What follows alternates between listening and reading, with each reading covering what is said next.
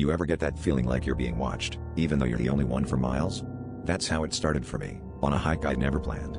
I'd found this narrow trail behind the old ranger station, no sign, no GPS ping, just a gap in the brush that practically begged me to step off the main path. I told myself I was just being adventurous, but the further I walked, the quieter the woods became, until even my own footsteps started to sound wrong, muffled somehow. I kept thinking, if I just keep going, I'll find something incredible. It didn't take long before the trees began to close in. Not like they were growing, more like they were moving.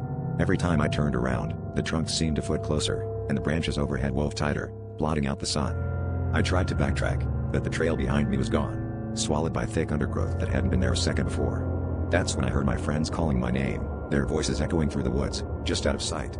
Relief flooded me, until I realized something was off. Their voices were too bright, too cheerful, repeating my name in a way that sounded almost rehearsed. I shouted back, but my voice fell flat, like the forest was eating the sound. I started running, drawn toward the calls that kept sliding just ahead, always out of reach. My phone was useless, no service, no flashlight, and time felt warped, like I'd been walking for hours or maybe just minutes. The calls grew distorted, blending with the rustling leaves and snapping twigs, until I couldn't tell if the voices were really my friends at all.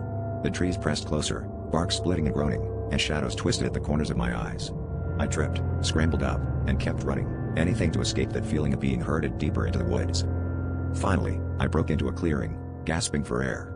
In the center stood a perfect circle of stones, and inside it, a pile of backpacks, mine and my friends, all of them torn and weathered, as if they'd been here for years.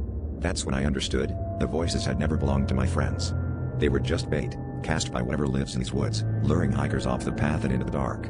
I hear them now, closer than ever, calling my name in voices that shouldn't exist. If you ever find a trail that isn't on the map, turn back. Don't listen when they call.